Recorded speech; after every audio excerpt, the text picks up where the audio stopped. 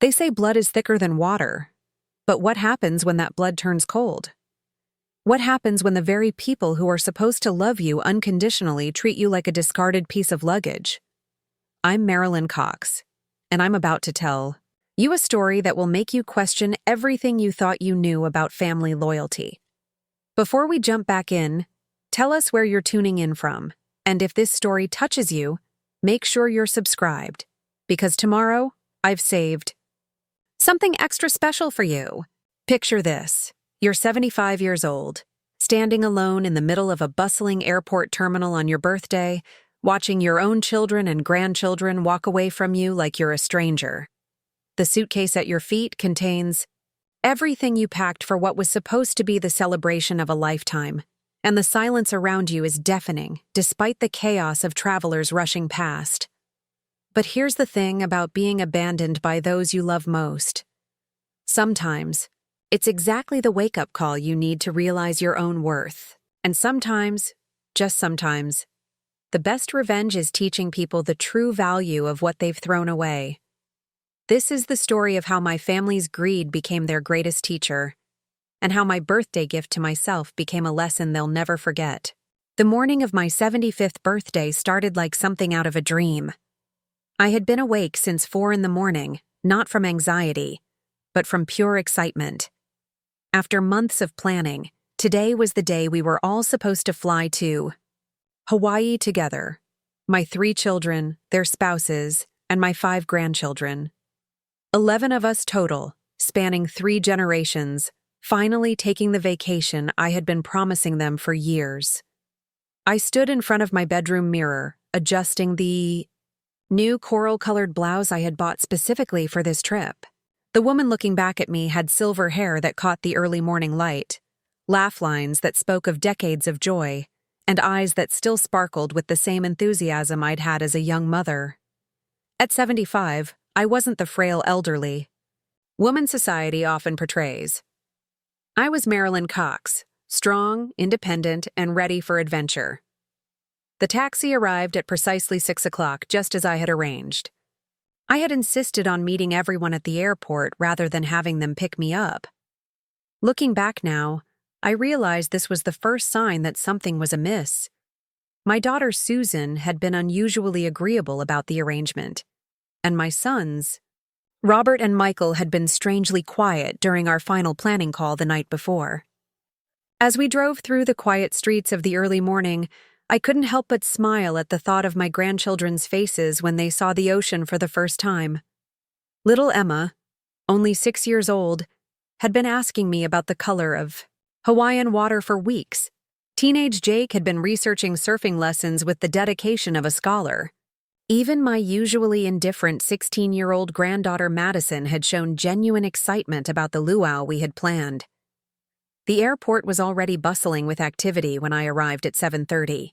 Families were checking in, couples were heading off on romantic getaways, and business travelers were rushing to their gates with the practiced efficiency of frequent flyers. I had been traveling for decades, first with my late husband George, then alone after his passing, and occasionally with friends, but today felt different. Today felt like the beginning of something special. I positioned myself near our agreed meeting spot by the large windows overlooking the tarmac. Our flight wasn't until 10:30, but I had always been the type of person who preferred to arrive early rather than risk being late. It was a habit that had served me well throughout my life, from raising 3 children as a working mother to managing the successful consulting business I had built from nothing. 8 o'clock came and went, then 8:30. By 9 o'clock, I was beginning to feel the first flutter of concern in my chest. I pulled out my phone and checked my messages, but there was nothing. I tried calling Susan first, as she was typically the most reliable of my children when it came to communication. The phone rang 4 times before going to voicemail. Her voice, bright and cheerful in the recording, seemed to mock the growing anxiety I was feeling. I tried Robert next, then Michael. Both calls went straight to voicemail. The knot in my stomach began to tighten. By 9:15, I was genuinely worried. Had there been an accident? Was everyone all right? I began to imagine all sorts of terrible scenarios: car crashes, family emergencies, sudden illnesses. The rational part of my mind tried to calm me down, suggesting that perhaps they were simply running late or had encountered unexpected traffic. Then I saw them. Susan appeared first, walking quickly through the terminal with her husband David close behind. She was wearing the new sundress she had bought for the trip, and her expression was oddly tense. Behind them came Robert and his wife Jennifer, followed by Michael and his wife Patricia. The grandchildren trailed behind in a cluster, looking confused and uncomfortable. Relief washed over me like a wave. They were here. They were safe. We were going to make our flight after all. But as they approached, something felt wrong. Their body language was off, stiff, awkward, like they were walking to a funeral rather than the beginning of a celebration.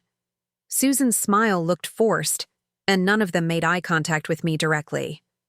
"There you are," I said, stepping forward, with my arms open for hugs. I was beginning to worry that something had happened. "You're cutting it pretty close, but we should still make it through security if we hurry." Susan stopped about 3 feet away from me, her smile faltering. "Mom, we need to talk." The words hit me like a physical blow. In my 75 years on this earth, I had learned to recognize the tone of voice that preceded bad news. This was it. "What's wrong?" I asked, my voice barely above a whisper. "Is everyone okay?" Robert stepped forward, avoiding my gaze. He was my oldest, 48 years old, and had always been the one to handle difficult conversations. "Mom, there's been a development. We've been talking, and we've realized that this trip might not be the best idea right now." I felt the color drain from my face. "What do you mean, not the best idea? We've been planning this for months. The flights are booked, the hotel is reserved, the activities are scheduled. Today is my birthday." "We know, Mom," Michael chimed in, his voice lacking any real conviction. "But the thing is, money's been really tight lately, for all of us. The economy, you know. And when we really looked at the numbers, we realized we just can't afford this right now." I stared at him in disbelief. "Can't afford it? Michael, I paid for everything. The flights, the accommodations, the meals, the activities, everything. You know this. We discussed it numerous times." "Well, yes," Susan said, shifting uncomfortably. "But there are other expenses, too." Preparing and narrating this story took us a lot of time, so if you are enjoying it, subscribe to our channel. It means a lot to us. Now back to the story. Airport parking, drinks, souvenirs, tips. It all adds up, and honestly, we're all just in a really tight spot financially right now. The absurdity of what I was hearing began to sink in. They were talking about parking fees and souvenirs while I had spent nearly $15,000 to make this trip possible for everyone. I had paid for first-class flights for all the adults, family suites at one of the nicest resorts on the island, and enough activity credits to keep everyone entertained for a week. "I don't understand," I said, looking from face to face, searching for someone who would make this make sense. "If money is the issue, I can help with the incidental expenses too. You know I can. I've always been able to help when you needed it." The uncomfortable silence that followed was deafening. The grandchildren stood behind their parents, looking confused and disappointed. Little Emma was tugging on Susan's dress, whispering something about the ocean. Jake was staring at the floor, his shoulders slumped in defeat. It was Jennifer, Robert's wife, who finally spoke up. "Marilyn, we've all been talking, and we think it might be better if you just went by yourself. You know, have some alone time. Enjoy the peace and quiet. At your age, wouldn't that be more relaxing anyway?" "At my age." The words hung in the air like a slap. At my age, as if being 75 meant I should be grateful for solitude instead of craving the company of my family. As if reaching this milestone birthday was something to be endured in isolation rather than celebrated with the people I loved most. "You're not coming," I said, and it wasn't a question. It was the slow, painful realization of a truth I hadn't wanted to accept. "None of you are coming." "Mom, don't be dramatic," Susan said, but her voice lacked conviction. "We're just postponing. Maybe we can reschedule for later in the year when things are more stable financially." "Postponing," I repeated slowly. "On my 75th birthday, after months of planning, after I've paid for everything." "Look, Mom," Robert said, checking his watch, "we really need to get going. Traffic back into the city is going to be terrible, and we all have things we need to do today." Things they needed to do. On my birthday. Instead of celebrating with me in Hawaii, they had things they needed to do. I watched in stunned silence as they began to gather their children, preparing to leave. My granddaughter Madison looked back at me with what might have been sympathy, but her mother quickly guided her away. The younger children protested, asking why they couldn't go see the ocean, why they couldn't stay with Grandma Marilyn, but their questions were hushed and dismissed. "Wait," I called out, my voice stronger than I felt. "Just wait a minute." They turned back to me, expressions ranging from impatient to guilty. David was already looking at his phone, as if this entire situation was nothing more than an inconvenience in his day. "I need to understand this," I said, stepping closer to them. "You're telling me that you've decided as a group, without consulting me, that you're not going on this trip that I planned and paid for to celebrate my 75th birthday?" "Mom," Susan started, but I held up my hand. "No, let me finish. You're telling me that despite the fact that I've covered every major expense, you can't afford the incidental costs of a week in Hawaii? The same week where Robert just bought a new motorcycle, where Susan just redecorated her kitchen, and where Michael just took his family to Disney World." The silence that followed was telling. They had forgotten that I paid attention, that I noticed their social media posts and their casual mentions of purchases and activities. They had forgotten that despite my age, my mind was sharp and my memory intact. "Those are different situations," Robert said defensively. "Those were necessary expenses." "Necessary," I repeated. "A motorcycle is necessary, but celebrating your mother's 75th birthday is not." "You're being unfair," Michael said, his voice rising slightly. "You don't understand the pressures we're under. We have mortgages, car payments, kids, expenses. It's not as simple as you're making it seem." I looked at each of their faces, searching for something. Remorse, love, even basic respect. What I saw instead was impatience, annoyance, and in some cases, barely concealed irritation that I was making this difficult for them. "You're right," I said quietly. "I don't understand.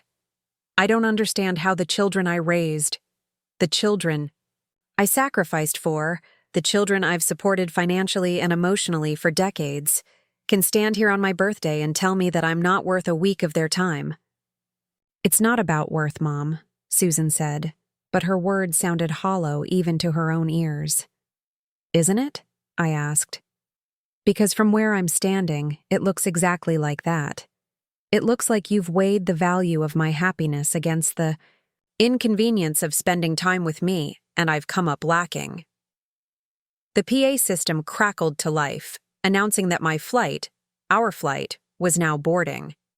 The sound cut through our conversation like a knife, a reminder of what this moment was supposed to be. We should have been walking toward the gate together, excited and laughing, ready to make memories that would last a lifetime. Instead, I was standing alone with my suitcase, watching my family prepare to abandon me on the most important birthday of my life. "We really do need to go," David said, not even bothering to address me directly. "The parking meter's running out." The parking meter. Of all the concerns in this moment, the parking meter was what worried him most. I watched as they began to walk away, my heart breaking with each step they took. The grandchildren looked back at me with confusion and sadness, but their parents kept them moving forward. Little Emma started to cry, asking why Grandma wasn't coming with them. But her mother shushed her and promised ice cream if she would. Just keep walking. Ice cream. A consolation prize for the disappointment of not spending a week in paradise with their grandmother. I stood there for several minutes after they disappeared from sight, trying to process what had just happened. Around me, other families were hugging goodbye. Couples were holding hands as they waited for their flights, and children were bouncing with excitement about their upcoming adventures. But I was alone. On my 75th birthday, I was completely and utterly alone. The logical thing to do would have been to cancel the trip, go home, and cry into my tea while watching old movies. The sensible thing would have been to call the airline and the hotel, explain the situation, and try to salvage what I could from the financial loss. But as I stood there in that airport terminal, something inside me shifted. Maybe it was pride, maybe it was stubbornness, or maybe it was just the realization that I had spent too many years allowing other people to dictate my happiness. Whatever it was, I made a decision that would change everything. I picked up my suitcase, straightened my shoulders, and walked toward the gate. If my family didn't want to celebrate my birthday with me, then I would celebrate it myself. And maybe, just maybe, it was time they learned what it felt like to lose something valuable. As I handed my boarding pass to the gate agent, my phone buzzed with a text message from Susan. "Have a nice trip, Mom. We'll talk when you get back." Have a nice trip. As if their abandonment was just a minor inconvenience, as if my feelings didn't matter, as if 75 years of life and love could be dismissed with a casual text message. I turned off my phone without responding and settled into my first-class seat. Through the airplane window, I could see the terminal where my family had left me standing alone. But I wasn't feeling sorry for myself anymore. I was feeling something else entirely. I was feeling like it was time for some long overdue lessons about respect, gratitude, and the true cost of taking someone for granted. As the plane taxied down the runway, I opened my purse and pulled out a small notebook I always carried with me. For the next 5 hours, I was going to have plenty of time to think, to plan, and to decide exactly how to handle the situation I was flying away from. My family thought they knew me. They thought I was just a generous old woman who would always be there to bail them out, support them, and accept whatever scraps of affection they were willing to throw my way. They were about to learn how wrong they were. The plane lifted off, carrying me toward what was supposed to be a family celebration, but was now going to be something else entirely. It was going to be the beginning of the most important lesson I had ever taught my children. And unlike the lessons of their childhood, this one was going to cost them far more than they ever imagined. The airplane hummed steadily beneath me as I gazed out at the clouds stretching endlessly below. 5 hours of uninterrupted flight time had given me something I hadn't had in months: complete silence to think. The first-class cabin was spacious and comfortable, but more importantly, it was a sanctuary where I could finally process what had happened and what I needed to do about it. I pulled out my reading glasses and opened the small leather notebook I always carried. For decades, it had been my companion through business meetings, doctor appointments, and family gatherings. Today, it was going to serve a different purpose entirely. Today, it was going to help me document the full scope of what my children had taken from me, and more importantly, what I had given them. The flight attendant approached with a warm smile, offering me champagne. "Celebrating anything." "Special today?" she asked kindly. "My 75th birthday," I replied, accepting the glass. Her face immediately brightened with genuine warmth. "How wonderful! Are you meeting family in Hawaii?" she asked, clearly expecting to hear about grandchildren and group photos on the beach. The question hit me like a physical blow, but I managed to keep my composure. "No," I said simply. "Just me this time." She seemed to sense there was more to the story, but professional discretion kept her from prying. "Well, happy birthday," she said softly. I hope it's everything you want it to be. Everything I want it to be. If only she knew how far from my original vision this trip had already become. As the plane continued its journey westward, I began to write.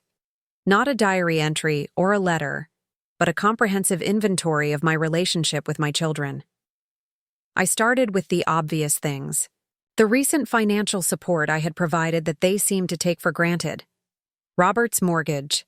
When he and Jennifer had found their dream house 3 years ago, they were short $25,000 for the down payment. I had written the check without hesitation, telling myself it was an investment in my son's future. The loan. Papers we had drawn up stated he would pay me back within 5 years, but so far, I hadn't seen a single payment. When I had gently brought it up at Christmas, he had laughed it off, saying money was tight with the kids' activities and that I should just consider it an early inheritance. An early inheritance. As if my death was something he was anticipating, rather than dreading. Susan's kitchen renovation. Last spring, she had called me in tears about how embarrassed she was to have her friends over because her kitchen was so outdated. The renovation estimate was $38,000, completely outside their budget. I had transferred the money the same day, telling her that a woman should feel proud of her home. She had promised to pay me back in installments, but those installments had lasted exactly 3 months before she claimed they couldn't afford them anymore. Michael's business loan. When his landscaping company was struggling 2 years ago, he had come to me with a business plan and a desperate plea. His bank had turned him down, and he was facing bankruptcy. I had co-signed a loan for $50,000 and personally guaranteed another $20,000. The business had recovered, but somehow Michael never seemed to have enough profit to pay down the loans I was still responsible for. Those were just the major items. As I continued writing, the smaller amounts began to add up in ways that shocked even me. Car repairs, medical bills, school expenses, emergency funds for unexpected situations. Over the past 5 years alone, I had provided my children with over $200,000 in direct financial support. But the money was only part of the story. I flipped to a new page and began documenting the other ways I had supported their lives. Childcare services. Every week, I spent an average of 15 hours watching my grandchildren while their parents worked, went out, or simply needed a break. I had calculated once that if I charged even minimum wage for babysitting services, I would have earned over $30,000 in the past 2 years alone. Instead, I did it for free because I loved my grandchildren and wanted to help my children manage their busy lives. Home maintenance and repairs. My late husband George had been a skilled craftsman, and he had taught me more about home repair than most women of my generation knew. I regularly spent weekends at my children's houses, fixing leaky faucets, painting rooms, gardening, and handling maintenance tasks they couldn't afford to hire professionals for. Susan's bathroom renovation had been entirely my labor, saving them at least $5,000 in contractor fees. Transportation services. Since my grandson Jake had started high school and gotten involved in sports, I had become his unofficial chauffeur. Between football practice, games, and tournaments, I was driving him somewhere at least 4 times a week. His parents were always too busy with work or their social obligations, so I had stepped in without complaint. Holiday hosting. For the past 8 years, every major holiday had been celebrated at my house. I planned the menus, bought the groceries, prepared the meals, decorated the house, and cleaned up afterward. My children arrived as guests and left as guests, while I handled all the work and expense of bringing the family together. Gift-giving, birthdays, Christmas, graduations, achievements, and random acts of generosity had cost me thousands of dollars annually. I kept detailed records for tax purposes, and last year alone, I had spent over $15,000 on gifts for my children and grandchildren. In return, I typically received flowers on Mother's Day and a dinner out for my birthday, events that cost them a fraction of what I spent on them. The list continued for pages. Professional services I had provided free of charge using connections from my consulting business, references and recommendations that had helped them get jobs and opportunities, financial advice that had saved them from costly mistakes, investment guidance that had grown their retirement accounts using strategies I had developed over decades of business experience. As the plane began its descent toward Honolulu, I closed the notebook and sat back in my seat. The mathematical reality was staggering. Over the past 5 years, my children had received the equivalent of nearly $500,000 in direct financial support, services, and time from me.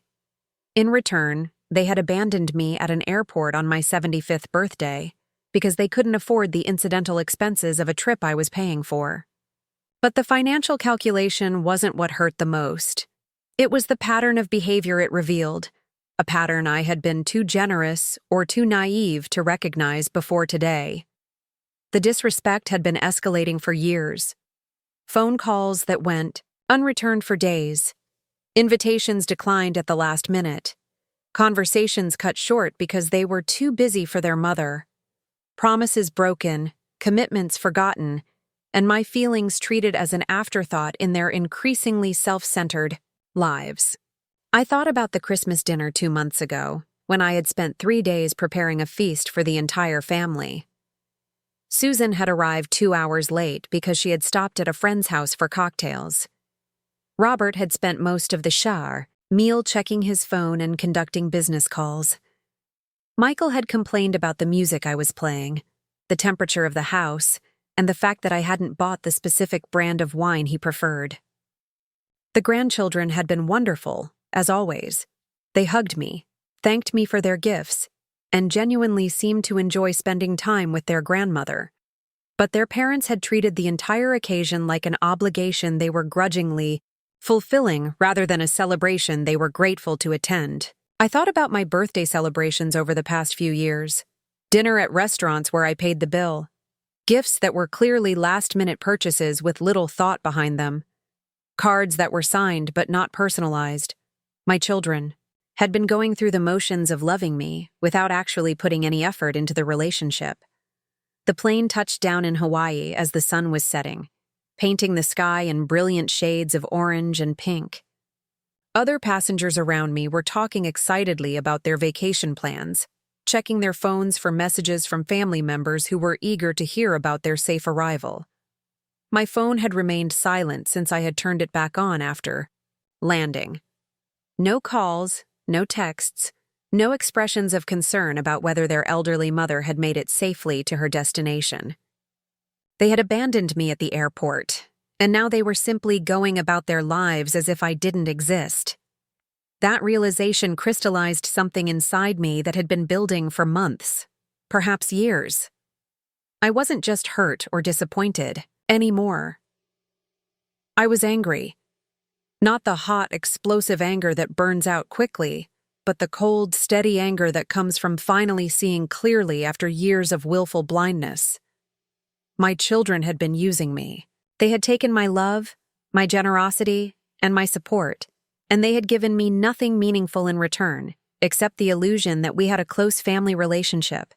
They treated me like a bank that never required payment, a service provider who never sent a bill, and a babysitter who was always available at their convenience. The taxi ride to the resort gave me more time to think about what I wanted to do with this newfound clarity. The hotel was everything the brochures had promised, a luxury oceanfront property with impeccable service and breathtaking views. The staff welcomed me warmly, upgraded my room when they learned I was celebrating my birthday alone, and made sure I had everything I needed for a comfortable stay. But comfort wasn't what I was thinking about as I unpacked my suitcase in the beautiful suite overlooking the Pacific Ocean. I was thinking about justice. I was thinking about consequences. I was thinking about the fact that my children had never learned the value of what they had been given because they had never had to earn it or risk losing it. I had raised them to be independent, responsible, adults, but somewhere along the way, I had enabled them to become selfish, entitled users who took my contributions for granted. The abandonment at the airport wasn't an isolated incident. It was the inevitable result of years of conditioning them to believe that my feelings, my time, and my resources were infinitely available without reciprocation. That night, I sat on my private balcony with a glass of wine, watching the moonlight dance on the ocean waves. The notebook lay open beside me, filled with pages of documentation that told the story of a relationship that had become completely one-sided. Tomorrow, I would begin my vacation as planned, but I would also begin something else. I would begin teaching my children what it felt like to lose something they had taken for granted. The plan that formed in my mind wasn't born from spite or vindictiveness. It was born from love, the kind of tough love that sometimes requires painful lessons to create lasting change. My children needed to learn independence, gratitude, and respect, not just for me, but for themselves and their own relationships. They needed to understand that love is a two-way street, that family relationships require effort from everyone involved, and that treating someone badly has consequences, even when that someone is your mother. I opened my laptop and began researching. Property records, loan documents, credit agreements, and legal contracts all lay within my digital reach. As someone who had built a successful consulting business from nothing, I knew how to investigate, how to document, and how to take action based on facts rather than emotions. What I discovered during those late-night hours of research was both illuminating and disturbing. My financial entanglement with my children's lives was even more extensive than I had realized. I was a co-signer on Robert's mortgage, making me legally responsible for the payments if he defaulted. My credit was tied to Susan's home equity line of credit, which she had used to fund not just her kitchen renovation, but also a new car and a family vacation to Europe last year. Michael's business loans were personally guaranteed by me, and his company's credit line was established using my assets as collateral. Beyond the formal financial agreements, I discovered that all three of my children had been using me as a reference for credit applications, apartment rentals, and employment opportunities. My reputation and financial standing had been leveraged dozens of times to help them secure better terms and opportunities than they would have qualified for on their own. The most shocking discovery came when I accessed my credit monitoring service. Without my knowledge, Susan had added herself as an authorized user on 2 of my credit cards. She had been making small purchases regularly, presumably to build her own credit history using my excellent credit score. The purchases weren't large enough to trigger fraud alerts, but they represented a violation of trust that cut deeper than the financial impact. As I compiled this information, I realized that my children's abandonment of me at the airport was just the tip of the iceberg. They had been taking advantage of my generosity and trust in ways that went far beyond what I had consciously agreed to support, but they had made a critical error in their calculations. They had assumed that I would always be available, always be willing to help, and always be too polite or too loving to hold them accountable for their behavior. They had forgotten that before I was their mother, I was a woman who had built a successful business through careful planning, strategic thinking, and decisive action when circumstances required it. The next morning, I woke up to the sound of ocean waves and the warmth of Hawaiian sunshine streaming through my windows. It was day 2 of what should have been our family vacation, and I was utterly alone. But instead of feeling sorry for myself, I felt energized by the clarity of purpose that had emerged from my evening of research and reflection.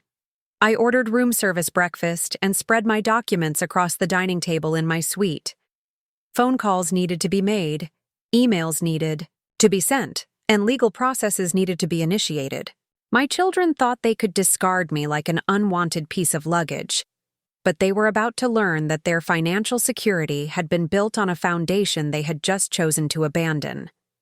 The first call was to my attorney, Marcus Williams, a man I had worked with for over 20 years in both business and personal matters. He was someone who understood my character, respected my judgment, and wouldn't question my decisions unless he thought I was making a serious mistake. "Marilyn," he said warmly when his secretary put me through. "Happy birthday. I thought you—" We're in Hawaii with the family. I am in Hawaii, I replied calmly. But the family is not. Marcus, I need to discuss some changes to my financial arrangements, and I need them implemented as quickly as possible. The tone of my voice must have conveyed the seriousness of the situation because his demeanor immediately shifted to professional mode. What kind of changes are we talking about?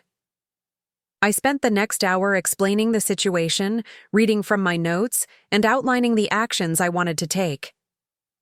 Marcus listened without interruption, occasionally asking clarifying questions but never expressing judgment about my decisions. Let me make sure I understand, he said when I finished. You want to exercise the acceleration clauses on the personal loans you've made to your children, require immediate repayment of all outstanding debts, remove yourself as a co-signer and guarantor on their various financial obligations, and revoke the power of attorney privileges you've granted them for certain business matters. That's correct, I said. And I want it done in a way that's legally binding and properly documented. This isn't a negotiation or a discussion. These are business decisions based on changed circumstances. Marilyn, Marcus said carefully, I've known you for a long time, and this represents a significant shift in how you've handled your family's financial matters. Are you certain this is the approach you want to take? I've never been more certain of anything in my life, I replied.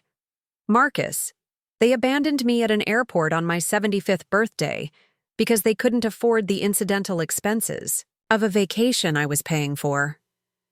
While I was standing there alone with my luggage, they were walking away discussing their parking meter fees. This isn't about punishment.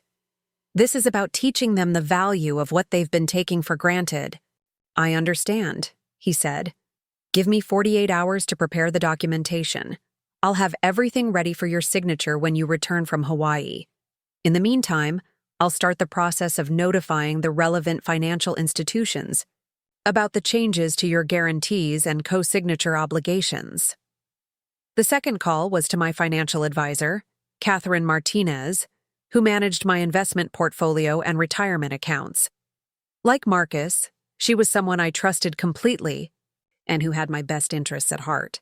Catherine, I said when she answered, I need to make some immediate changes to my beneficiary designations and estate planning documents. Of course, she replied. What kind of changes are you thinking about? I explained the situation, more briefly than I had with Marcus, focusing on the financial implications rather than the emotional details. Catherine's response was measured and professional, but I could hear the concern in her voice. Marilyn, these changes will have significant implications for your children's financial futures. Are you prepared for the conversations you're going to need to have with them? The time for conversations has passed, I said firmly. They made their choice when they decided I wasn't worth their time or consideration. Now they're going to learn what it costs to make that choice. I'll prepare the paperwork, Catherine said. But I want you to promise me that you'll take some time to consider the long-term implications before you sign anything. Family relationships are complicated, and financial decisions made in anger sometimes have consequences that outlast the emotions that drove them. This isn't anger, Catherine, I said quietly. This is clarity. For the first time in years, I'm seeing my relationships with my children exactly as they are, rather than as I hoped they would be. The financial changes I'm making are simply aligning my resources with reality. The third call was the most difficult one, but also the most necessary. I called my bank's credit card division to report the unauthorized use of my accounts by Susan. The customer service representative was professional and thorough, walking me through the process of disputing the charges and removing unauthorized users from my accounts.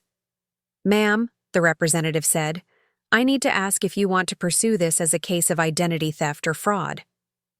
The question hung in the air like a challenge.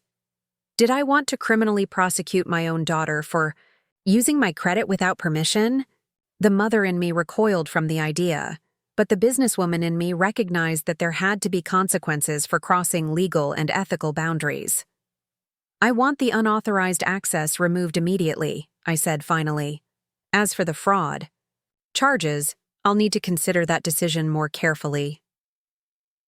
By the time I finished making my calls, it was late afternoon in Hawaii, which meant it was evening back home. My children would be finishing dinner, helping their kids with homework, and settling into their evening routines. They were probably not thinking about me at all, comfortable in the assumption that I was enjoying my solo vacation and would return home ready to resume my role as their financial safety net and on-call support system.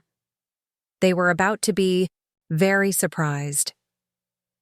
That evening, I treated myself to dinner at the resort's finest restaurant. The maitre d' had arranged for a special birthday dessert, and the staff sang to me with genuine warmth. It was a lovely gesture that reminded me that kindness and consideration weren't extinct in the world, just absent from my relationship with my children. As I sat alone at my table, watching the sunset paint the sky in brilliant colors, I reflected on the strange turn my 75th birthday had taken. This morning, I had been a heartbroken mother, devastated by my family's rejection. Tonight, I was a woman with a plan, energized by the prospect of finally taking control of relationships that had become unhealthy and one-sided. The documentation Marcus was preparing would be ready in 2 days. The financial changes Catherine was implementing would take effect by the end of the week. The credit card company would complete their investigation within 10 business days. In less than 2 weeks, my children would discover that their financial lives had been built on a foundation they had just chosen to abandon. They would learn that co-signers can withdraw their support, that personal loans can be called in, and that unauthorized credit use has serious consequences. But more importantly, they would learn that treating someone badly, even someone who loves you unconditionally, eventually has a price, and sometimes that price is higher than you can afford to pay. I raised my glass of wine in a solitary toast to my 75th birthday. It hadn't been the celebration I had planned, but it was turning into exactly the wake-up call I needed. For too long, I had been enabling my children's selfishness by cushioning them from the consequences of their choices. It was time for them to learn what independence really meant. It was time for them to discover their own strength, their own resources, and their own ability to navigate life without using me as their safety net. And if they couldn't learn those lessons, if they couldn't find their way back to a relationship based on mutual respect and genuine affection, then at least I would spend my remaining years with people who valued my presence rather than just my bank account. The ocean waves continued their eternal rhythm as I finished my dinner and prepared to return to my suite. Tomorrow would bring new adventures in paradise, but it would also bring the next phase of the most important lesson I had ever taught my children. Whether they learned from it or not was entirely up to them.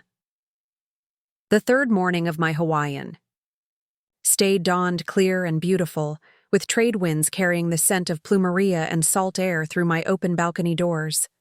I had slept better than I had in months, which surprised me given the magnitude of the decisions I had set in motion. There was something profoundly liberating about finally taking action after years of accepting unacceptable behavior. I was sipping my morning coffee and reading the news on my tablet when my phone rang. The caller ID showed Susan's name, and for a moment I considered letting it go to voicemail. But curiosity got the better of me. This was the first contact I had received from any of my children since they had walked away from me at the airport 3 days ago. "Hello, Susan," I said, keeping my voice neutral. "Mom!" Her voice was bright and cheerful, as if nothing unusual had happened. "How's Hawaii? Are you having a wonderful time?" The casual tone caught me off guard.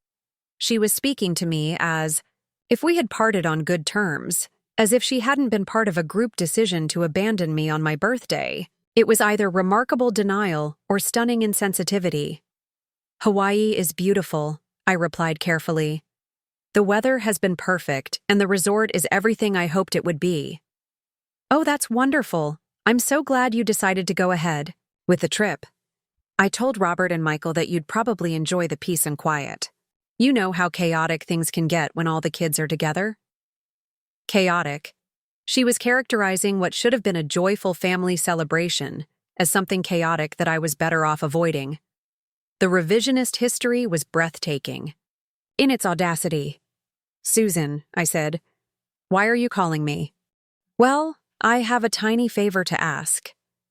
Her voice took on the wheedling tone I had learned to recognize over the years. "David's car broke down this morning, and the repair estimate is pretty steep. We're looking at about $3,000 for transmission work. I know the timing isn't great, but I was wondering if you could help us out. We can pay you back over the next few months, of course." I sat in stunned silence for several seconds.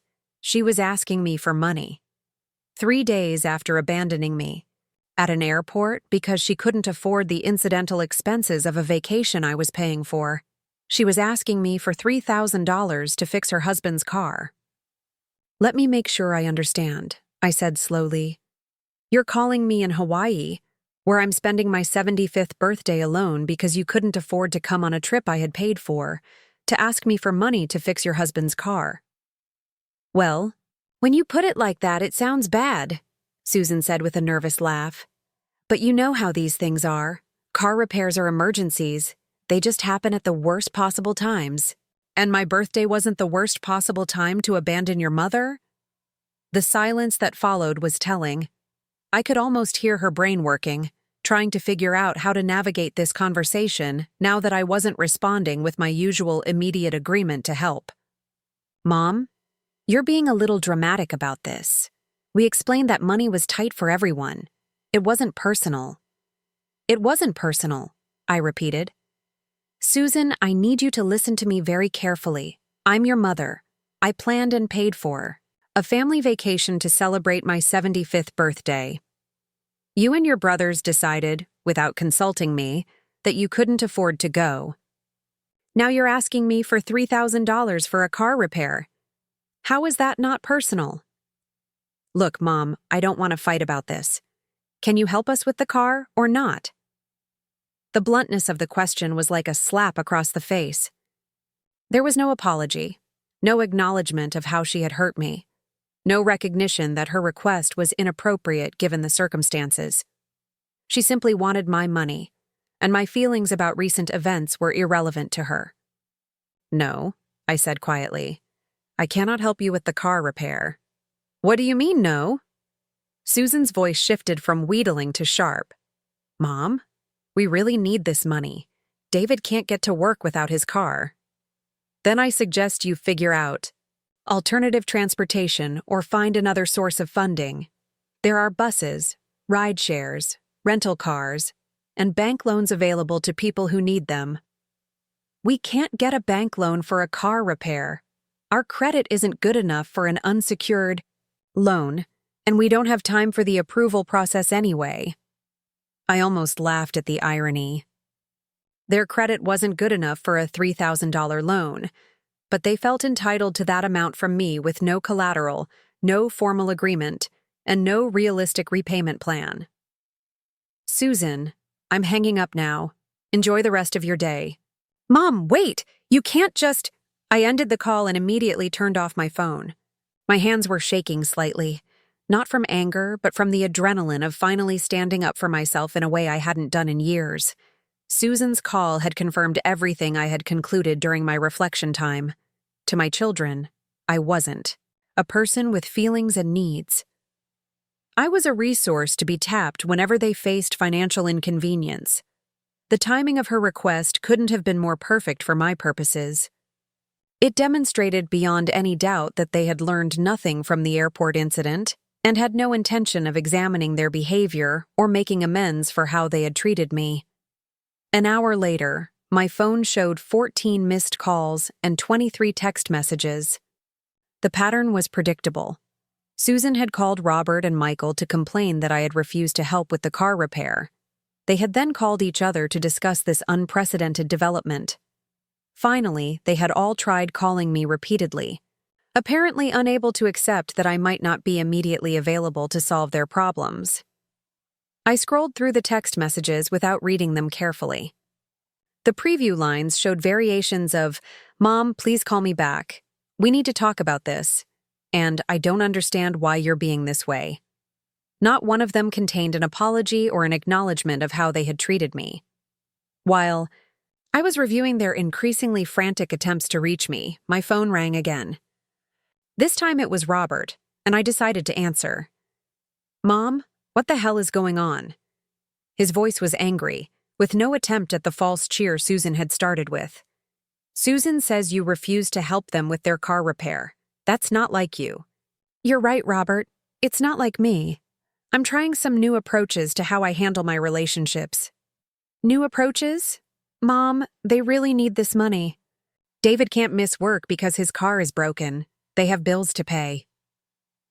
"I understand that car repairs can be expensive and inconvenient," I said calmly. "What I don't understand is why Susan thought it was appropriate to ask me for money 3 days after she participated in abandoning me at an airport on my birthday. Jesus, Mom, you're not still hung up on that, are you? We explained the situation. Money was tight, and we thought you'd enjoy some alone time." "Hung up on that," I repeated. "Robert, let me ask you something. If Jennifer's mother had planned and paid for a family vacation to celebrate her 75th birthday, and you had all agreed to go, and then at the last minute you decided to abandon her at the airport because you couldn't afford parking fees, how do you think Jennifer would react?" "That's different," he said, but his voice lacked conviction. "How is it different?" "Well, for one thing, Jennifer's mother isn't as financially comfortable as you are. She couldn't afford to pay for a trip like that in the first place." I felt a cold anger settling over me. So because I can afford to pay for things, my feelings about being abandoned are less valid than someone else's would be? That's not what I meant. That's exactly what you meant, Robert. You think that because I have money, I don't deserve the same consideration and respect you would show to someone who couldn't help you financially. Mom, you're twisting my words.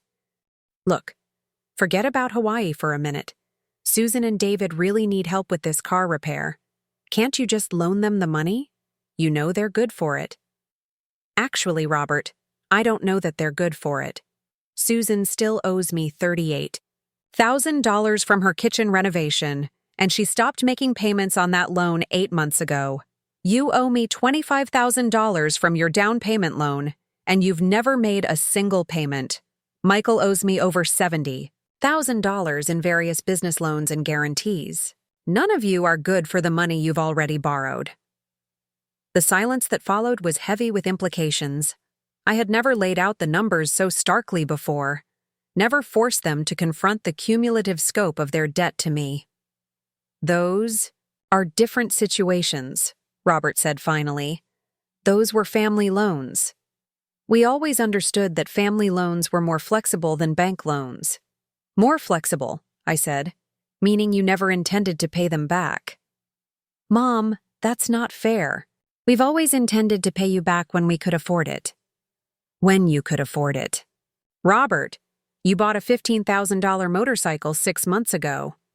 You could afford that, but you couldn't afford to make a payment on the loan that helped you buy your house. The motorcycle that was different. I needed that for stress relief. Work has been really demanding." Stress relief. A $15,000 stress relief purchase, while you owe your mother $25,000 that you've never attempted to repay. "Mom, I don't like the tone you're taking with me. We're family. Family helps each other out. That's what family does." You're absolutely right, Robert. Family does help each other out. Family shows up for each other's important milestones. Family doesn't abandon each other at airports on their birthdays. Family expresses gratitude when someone makes sacrifices for them.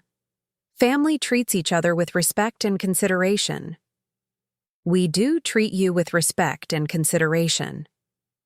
Do you? When was the last time you called me just to see how I was doing, not because you needed something?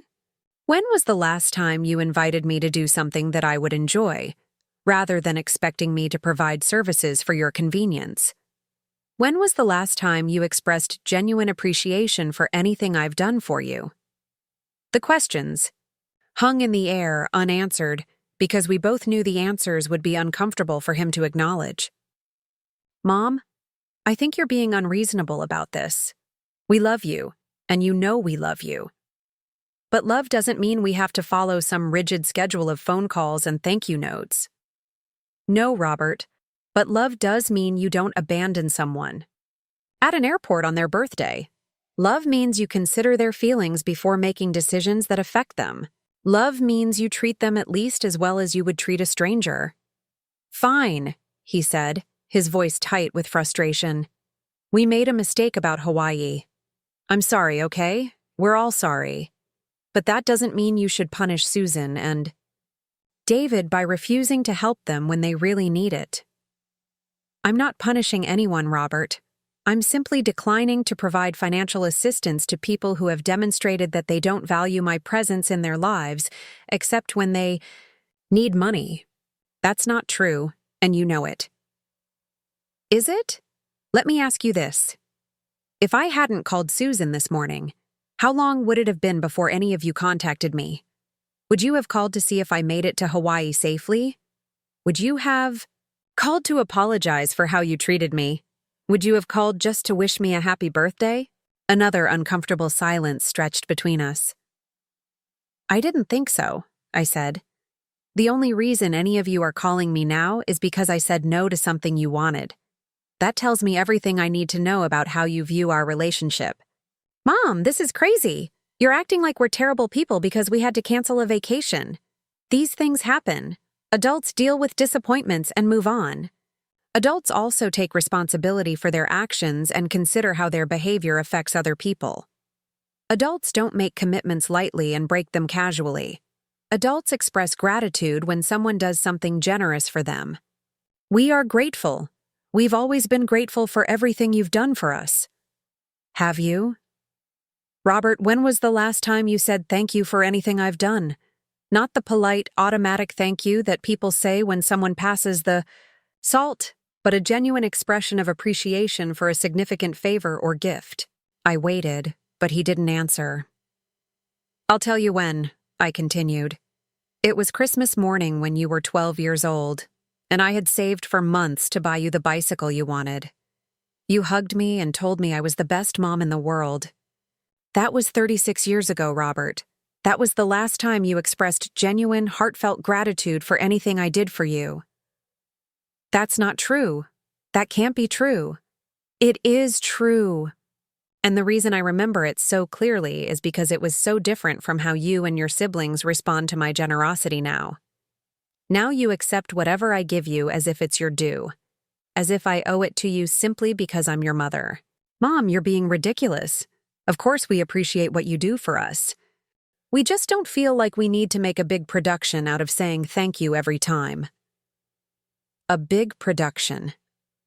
Robert, acknowledging someone's generosity isn't a big production. It's basic human decency. It's what you would do for a friend, an acquaintance, or even a stranger who did something nice for you. This is getting blown way out of proportion. Look, I don't have time for this philosophical discussion about gratitude and family dynamics. Susan needs help with her car repair. Are you going to help her or not? The conversation had come full circle, back to the only thing that really mattered to him: getting money for his sister. Nothing I had said about respect, consideration, or basic human decency had penetrated his self-centered focus on the immediate financial need. No, Robert, I am not going to help Susan with her car repair. I am not going to help any of you with anything until you demonstrate that you value me as a person rather than just as a source of funding. What does that mean exactly? What do you want us to do? The question revealed everything. He was treating this like a negotiation, as if there were specific hoops he could jump through to restore access to my financial resources. He still didn't understand that this was about fundamental changes in how we related to each other. I want you to figure out your own solutions to your own problems, I said. I want you to learn what it feels like to be truly independent adults who don't rely on their elderly mother to bail them out of every inconvenience. I want you to discover whether you can build relationships with me based on something other than what I can do for you financially. Mom, you're scaring me. This doesn't sound like you at all. You're right. This doesn't sound like the me who has enabled your irresponsibility and selfishness for years. This sounds like the me who has finally realized that helping you in the way I've been helping you isn't actually helping you at all. It's crippling you. Crippling us? Mom, your help has made our lives better. We've been able to buy homes, start businesses, provide for our families. How is that crippling? Because none of you has learned to do any of those things independently. You've learned to do them with my money, my credit, and my guarantees. You've learned to take calculated risks because you know I'll absorb the losses if things don't work out. You've learned to make financial commitments you can't honor because you know I'll cover the shortfalls. So what are you saying? That you're never going to help any of us again? I'm saying that I'm done being your safety net. I'm done absorbing the financial consequences of your poor decisions. I'm done subsidizing lifestyles you can't actually afford. I'm done being treated like an ATM instead of a human being. Mom, this is insane. Families help each other. That's what you taught us.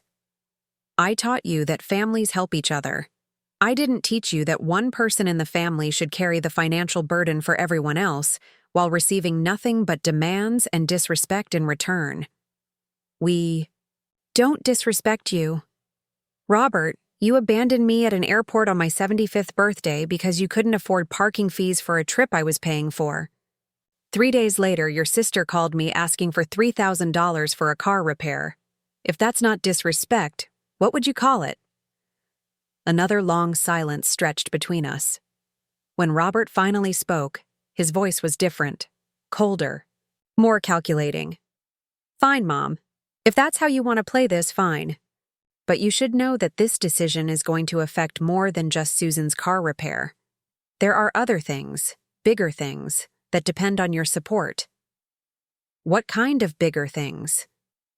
Well, for starters, I'm supposed to close on a refinancing next week that depends on you remaining a co-signer on my mortgage. If you withdraw that support, the deal falls through, and I'll be stuck with my current high interest rate. That sounds like something you should have considered before you decided I wasn't worth spending time with on my birthday. And Michael's business loan comes up for renewal next month. If you're not willing to continue guaranteeing it, his company could face some serious financial problems. Again, that sounds like a consequence he should have thought about before participating in the decision to abandon me. Mom, you're talking about potentially destroying your children's financial lives over a misunderstanding about a vacation. I'm not destroying anything, Robert. I'm simply removing myself from financial arrangements that have become one-sided and unsustainable. If your financial lives can't survive without my constant support, then perhaps it's time for you to build more stable foundations. This is vindictive and cruel, and it's not like you. No, Robert. What's cruel is treating your mother like she's dispensable except when you need her money. What's vindictive is abandoning someone on their birthday and then calling them 3 days later asking for financial assistance. What's not like me is finally standing up for myself instead of enabling behavior that has become increasingly selfish and disrespectful. I can't believe you're doing this to us. I'm not doing anything to you, Robert. I'm simply stopping doing things for you that you've shown you don't appreciate or deserve. There's a difference. The conversation ended with Robert hanging up on me, which seemed appropriate given how this entire situation had started. I turned off my phone again and sat back in my chair, feeling drained but oddly satisfied. The masks had finally come off. The pretense that our family relationships were based on mutual love and respect had been abandoned in favor of the naked truth. They wanted my money, and they were angry that I was no longer automatically providing it. Over the next few hours, my phone collected dozens more missed calls and text messages. I scrolled through them periodically, noting the escalating tone of frustration and entitlement. Susan had apparently shared the details of our conversation with her brothers, and now all three of them were coordinating their efforts to pressure me into changing my mind. The text messages were particularly revealing. Susan wrote, "Mom, you're being completely unreasonable. We've always been a close family, and families help each other through difficult times." Robert's message read, "I hope you're proud of yourself for potentially ruining your children's financial security over a petty disagreement." Michael's contribution was, "I don't know what's gotten into you, but this isn't the mother who raised us. The mother I knew would never abandon her children when they needed her most." The irony of Michael accusing me of abandoning my children was so profound that I actually laughed out loud. They had quite literally abandoned me at an airport, but somehow I was the one who was abandoning them by declining to provide unlimited financial support. But the most telling aspect of all their communications was what wasn't there. Not one apology. Not one acknowledgement that they had hurt me. Not one expression of genuine regret for their behavior. Not one question about how I was doing or whether I was enjoying my birthday trip. Every single message was focused solely on their financial needs and their anger at my refusal to meet those needs. That evening, I received a call from Jennifer, Robert's wife. I was surprised to see her name on my caller ID, as she rarely initiated contact with me directly. I decided to answer, curious about what approach she might take. "Marilyn," she said, and her voice was carefully modulated, neither warm nor cold. "I hope you're having a nice time in Hawaii." "Thank you, Jennifer. I am. I wanted to call because I think there might be some misunderstandings that need to be cleared up. Robert told me about the conversation you had today, and I'm concerned that emotions might be running a little high on both sides." Jennifer was taking the role of the rational mediator, the calm voice of reason trying to smooth over family tensions. It was a smart approach, and I could see why Robert had sent her to make this call. "What kind of misunderstandings do you think there might be?" I asked. "Well, I think maybe the Hawaii situation got blown out of proportion. You know how these family trips can be complicated to coordinate. Maybe everyone didn't communicate as clearly as they should have, and feelings got hurt unnecessarily. Jennifer, let me ask you something. If your mother had planned and paid for a family vacation to celebrate her 75th birthday, and your family had committed to going, and then at the last minute you all decided to abandon her at the airport because you couldn't afford incidental expenses, how do you think she would feel?" "Well, I can see how that would be disappointing," she said carefully. "But I also think that as adults, we have to be flexible when circumstances change. Sometimes financial realities force us to make difficult decisions." "Financial realities?" "Jennifer, Robert bought a $15,000 motorcycle 6 months ago. Susan redecorated her kitchen last year. Michael took his family to Disney World this spring. But they couldn't afford the incidental expenses of a trip I was paying for to celebrate my 75th birthday. Those were different situations with different financial considerations. How were they different? Well, those were planned. Purchases that fit into their budgets at the time. The Hawaii trip would have involved unexpected expenses that they hadn't budgeted for." "Unexpected expenses?" "Jennifer, we planned this trip for 8 months. We discussed the budget multiple times. I explicitly told everyone that I was covering all the major expenses, and they would only be responsible for personal items and souvenirs. How were those expenses unexpected? Maybe they just underestimated how much those incidental costs would add up to," she said, but her voice was becoming less confident. "Or maybe they never intended to go in the first place, and they were looking for an excuse to back out without appearing ungrateful for the expensive gift I was offering them." The suggestion hung in the air between us. It was a possibility I hadn't fully articulated before, but as soon as I said it, it felt true. The financial excuse had been too convenient, too universal among all three families. They had probably been dreading the trip for months, viewing it as an obligation rather than a celebration, and had seized on the cost excuse as a way to avoid it entirely. "Marilyn, I don't think that's fair. Everyone was looking forward to the trip. Were they?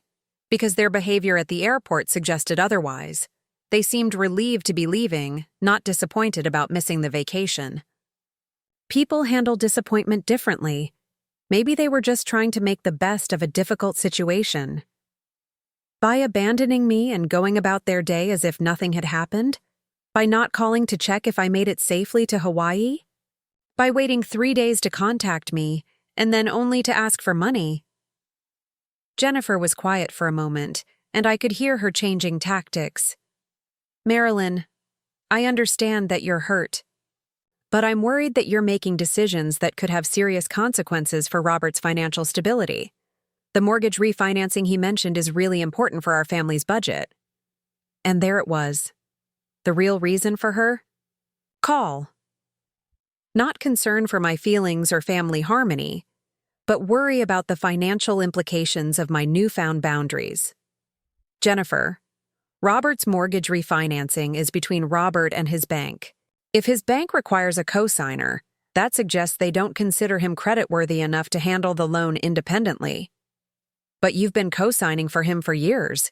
It's just a formality at this point. It's not a formality. It's a legal commitment that makes me responsible for his debt if he defaults. And given how he's treated me recently, I'm no longer comfortable taking on that responsibility. Marilyn, please. Robert works hard, and he's never missed a mortgage payment. This refinancing would save us almost $400 a month. Then I'm sure Robert can find another co-signer or demonstrate to the bank that he can handle the loan on his own merits. You know that's not realistic. His income alone isn't enough to qualify for the new loan terms. Then perhaps the new loan terms aren't appropriate for his actual financial situation. The conversation continued for another 15 minutes, with Jennifer alternating between appeals to family loyalty, veiled threats about consequences, and attempts to minimize the significance of the airport incident. But underneath all her careful diplomacy, the message was clear. I was expected to absorb any emotional damage from their treatment of me and continue providing financial support as if nothing had happened. When I finally ended the call, I realized that Jennifer's approach had actually been more insulting than Robert's direct anger. At least Robert had been honest about his priorities. Jennifer had tried to manipulate me with false concern and diplomatic language while pursuing the same selfish objectives. That night, as I lay in bed listening to the sound of the ocean waves, I reflected on the conversations I had had throughout the day. Each one had confirmed my worst fears about how my children viewed our relationship. I wasn't a beloved mother. They were grateful to have in their lives. I was a financial resource they were entitled to access whenever they faced inconvenience or opportunity. The most painful realization was that this dynamic had probably been in place for years, but I had been too invested in maintaining the illusion of a close family to see it clearly. I had interpreted their requests for help as signs that they trusted me and valued my support. I had viewed their casual acceptance of my generosity as evidence that they felt secure in my love. But their behavior over the past few days had stripped away those comforting interpretations. They trusted me to provide money, not emotional support. They valued my financial contributions, not my presence. They felt secure in their access to my resources, not in my love. The question now was what to do with this knowledge. I could accept the reality of our relationship and adjust my expectations accordingly, providing financial support while expecting nothing in return except occasional utilitarian contact. I could try to force changes by withholding support until they demonstrated different behavior, though their responses so far suggested they would choose resentment over reflection. Or I could accept that the family relationships I had thought I had were largely fictitious, and focus my remaining years on building connections with people who actually wanted my company rather than just my checkbook.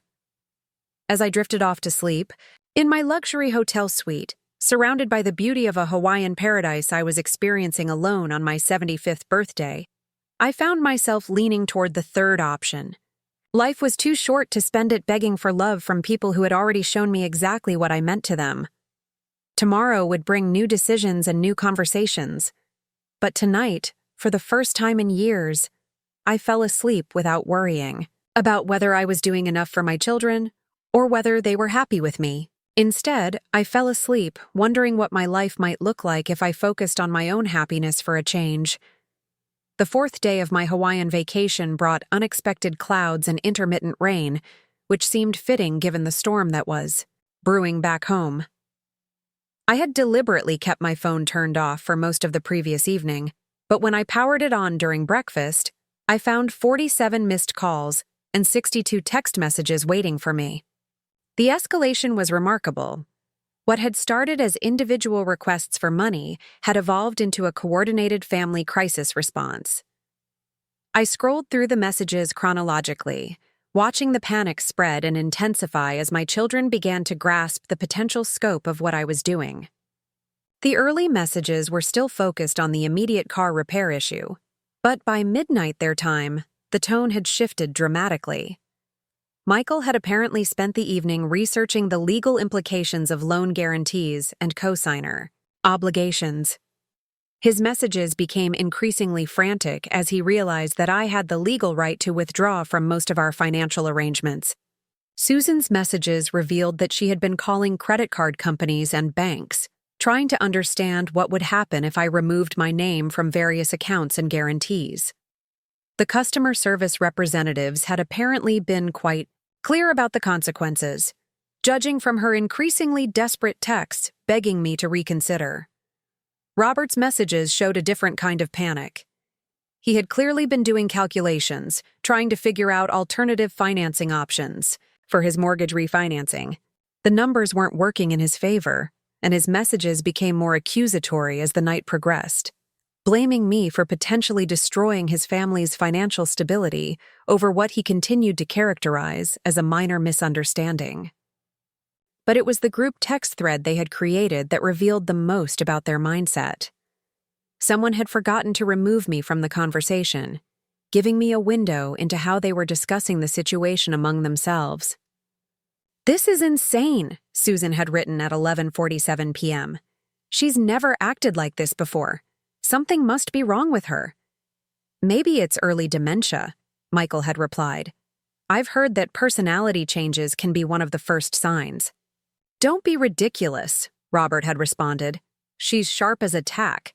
She's just being vindictive because her feelings got hurt." "Well, we need to figure out how to fix this," Jennifer had chimed in.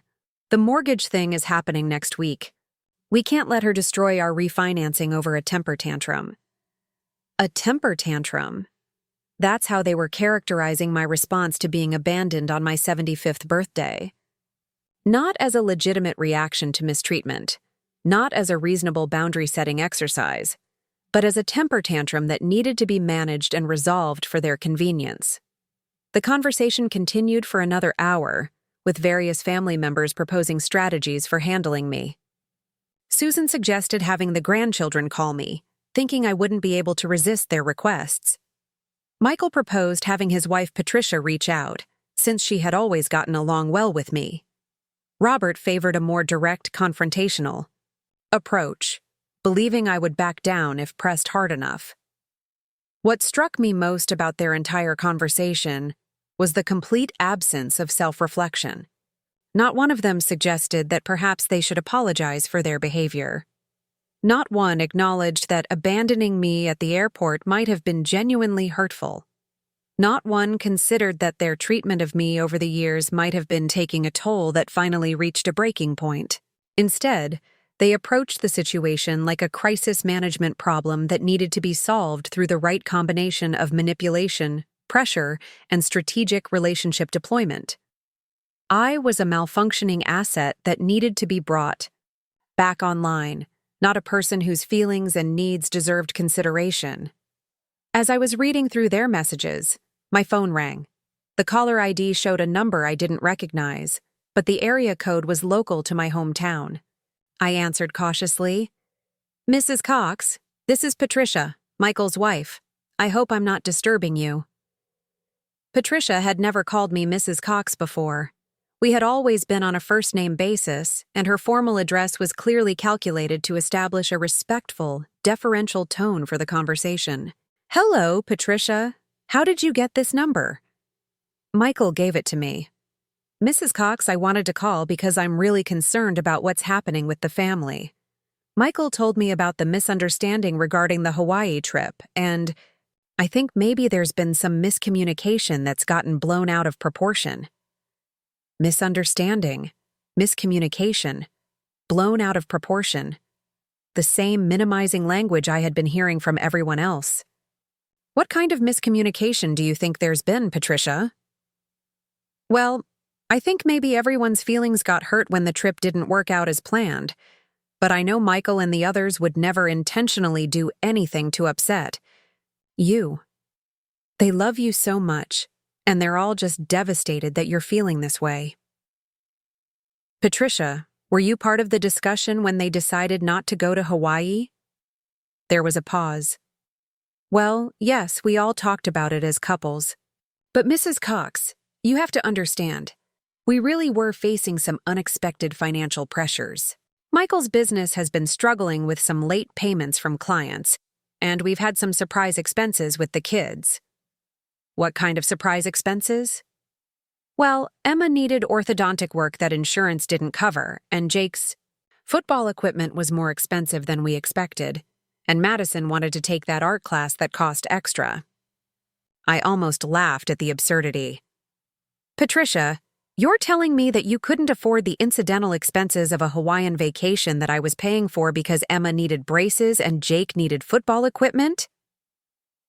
When you put it like that, it sounds trivial, but these costs really do add up. And it wasn't just us. Robert and Jennifer were dealing with their own financial pressures, and Susan and David had that kitchen renovation loan to worry about. The kitchen renovation that I paid for. Well, yes, but they still had other expenses related to it. Furniture, decorating, things like that. The conversation was following the same pattern as all the others. Patricia was trying to justify the unjustifiable while simultaneously minimizing my emotional response and lobbying for restored financial access. Patricia, let me ask you something honestly. Did any of you actually want to go to Hawaii, or were you all just looking for an excuse to get out of the trip? The silence that followed was answer enough. When Patricia finally spoke, her voice was smaller, less confident. Mrs. Cox, that's not fair. Of course we wanted to spend time with you. Did you? Because from my perspective, it looked like you were relieved to have a reason to avoid spending a week with me. None of you seemed particularly disappointed when you walked away from me at the airport. We were disappointed. We just didn't want to make a scene in public. A scene? Patricia, expressing disappointment about missing a family vacation isn't making a scene. Hugging your mother-in-law goodbye and expressing regret about the change in plans isn't making a scene. What you all did was walk away like I was a stranger. You'd just told you couldn't help them with directions. I think maybe you're remembering it differently than it actually happened. The gaslighting was breathtaking. She was suggesting that my memory of being abandoned was inaccurate, that somehow I had misperceived or misremembered the experience of standing alone in an airport watching my family leave me. Patricia, I'm 75 years old, not 95. My memory is perfectly clear. I remember exactly how each of you looked, what you said, and how you acted. I remember little Emma asking why Grandma wasn't coming with you, and I remember you telling her to stop asking questions. Mrs. Cox, I think you're upset, and when people are upset, sometimes they remember things more negatively than they actually were. I'm upset? Patricia, 3 days after abandoning me on my birthday, Susan called asking for $3,000 for a car repair. Today, Robert called angry that I refuse to continue co-signing loans for people who treat me like disposable property. If I'm upset, don't you think I have good reason to be? I understand that your feelings are hurt, but, Mrs. Cox, Michael's business really does depend on those loan guarantees. If you withdraw your support, he could lose everything he's worked for. And there it was again.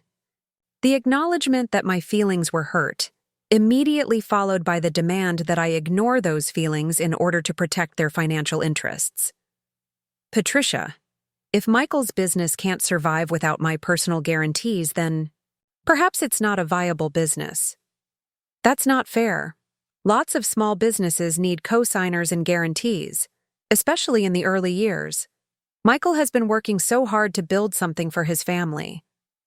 I'm sure he has been working hard, but working hard doesn't entitle him to unlimited financial support from his mother, especially when he participates in treating that mother with disrespect and disregard.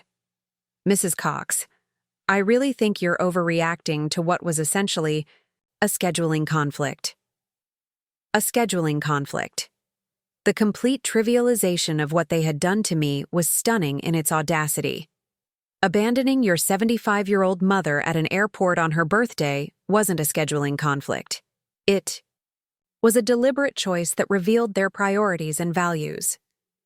Patricia, I'm going to end this conversation now. Please tell Michael that if he wants to discuss his business financing, he should contact his bank or look for alternative investors. I am no longer available as a financial safety net for people who treat me as expendable. Mrs. Cox, please, don't hang up. Can't we work something out? Maybe if everyone apologized for the Hawaii situation, could you reconsider the business guarantees? Michael's livelihood is at stake here. The negotiation attempt was so transparent it was almost insulting. She was offering apologies in exchange for continued financial support, as if sorry was a currency that could purchase my services. Patricia, if anyone in this family feels genuinely sorry for how they treated me, they're welcome to express that without any expectation of financial benefit. But apologies that are offered as payment for loan guarantees aren't actually apologies. They're just another form of manipulation. I hung up before she could respond and immediately turned off my phone again. The pattern was becoming exhaustingly predictable. Each family member was taking a turn trying to manipulate me back into compliance, using different emotional appeals and strategic approaches, but all with the same ultimate goal: restore their access to my financial resources while giving as little as possible in return. Later that afternoon, I decided to take a walk along the beach to clear my head and think about what was really happening back home. The rain had stopped, and the late afternoon sun was breaking through the clouds, creating dramatic patterns of light and shadow on the water. The beauty of the moment made the ugliness of my family situation feel even more stark by contrast. As I walked, I began to think about the broader implications of what I was discovering about my relationships with my children. The financial abuse was obvious now that I was looking at it clearly, but there were other patterns that were equally troubling. Emotional manipulation had been a constant throughout my interactions with them for years. Every request for money came with some form of emotional pressure, appeals to family loyalty, suggestions that refusing would harm the grandchildren, implications that my financial support was proof of my love for them. They had learned to package their demands in ways that made saying no feel like a betrayal of my role as a mother. Guilt tripping had been another regular tool. When I had occasionally tried to set boundaries or express concerns about their financial dependence, they had responded with accusations that I was being selfish, uncaring, or unfairly critical. They had trained me to feel guilty for having reasonable expectations about gratitude, respect, and reciprocity. Minimization of my contributions had been perhaps the most insidious pattern. Over the years, they had gradually shifted from expressing gratitude for my help to treating it as expected and unremarkable. Major financial gifts had been redefined as normal family support. Significant sacrifices of my time and energy had been reframed as things I enjoyed doing anyway. My generosity had been transformed from something extraordinary into something I owed them. Isolation from decision-making had been another consistent theme. Despite being the primary financial contributor to many family activities and purchases, I was rarely consulted about plans or given meaningful input into decisions. They would present me with fait accompli situations where my only choice was to fund their predetermined courses of action or be accused of not supporting the family. The more I analyzed these patterns, the more I realized that what I had experienced wasn't just a case of ungrateful children taking advantage of a generous mother. It was a systematic form of emotional and financial abuse that had been escalating for years. The Hawaii incident hadn't been an aberration or a one-time lapse in judgment. It had been the logical culmination of years of conditioning themselves to view me as a resource rather than a person, to prioritize their convenience over my feelings, and to expect unlimited giving without reciprocal consideration. This realization was both devastating and liberating. Devastating, because it meant acknowledging that the family relationships I had cherished were largely fictional. Liberating, because it freed me from the obligation to continue enabling behavior that was harmful to both me and them. As the sun began to set over the Pacific, painting the sky in brilliant shades of orange and purple, I made a decision that felt both frightening and necessary. I was going to follow through completely with the financial disengagement I had started.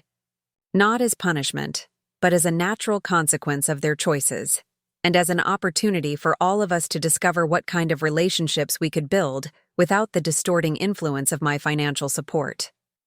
When I returned to my hotel room, I found that my phone had collected another dozen messages despite being turned off. Somehow, my children had figured out how to send texts that would be delivered when I powered the device back on. The messages showed increasing desperation and anger as they began to grasp that I was serious about the changes I was implementing. The most revealing message came from a number I didn't recognize. When I called it back, I reached a credit card company's customer service line. Apparently, Susan had given them my number and told them I was her emergency contact for account issues. The representative explained that Susan's account was in jeopardy because I had been removed as an authorized user, and her credit limit had been reduced accordingly. She was now over her new limit and facing potential account closure. I explained to the representative that I had not authorized Susan to use my information for her credit applications and that I wanted no further contact regarding her account. The call lasted 20 minutes as we went through the process of documenting my request and ensuring that my name and contact information were completely removed from Susan's file. As I hung up, I realized that this was probably just the beginning. Over the coming days and weeks, I would likely receive calls from banks, credit card companies, loan officers, and other financial institutions as the full scope of my financial entanglement with my children became apparent to them. The thought was overwhelming, but also oddly exciting. For years, I had been carrying the financial responsibility for 4 adult households while receiving the emotional consideration due to a distant acquaintance. Now I was going to discover what it felt like to be responsible only for my own financial decisions and to have relationships based on something other than money.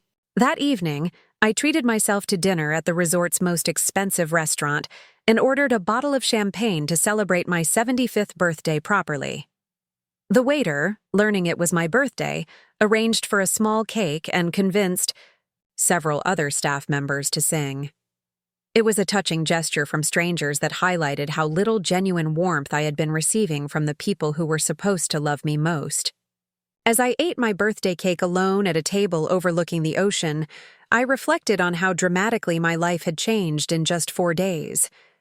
I had gone from being a woman whose identity was largely defined by her role as the family's financial provider to someone who was beginning to imagine what life might look like if she focused on her own needs and desires.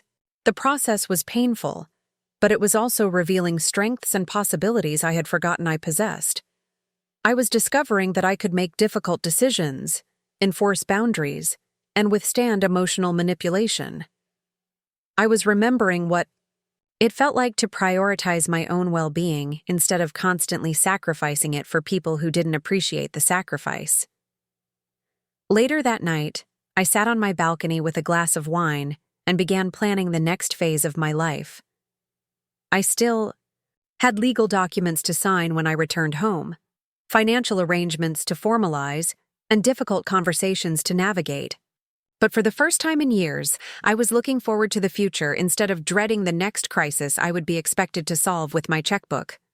My phone buzzed with another text message, but I didn't look at it. Whatever emergency or manipulation My children were deploying this time could wait.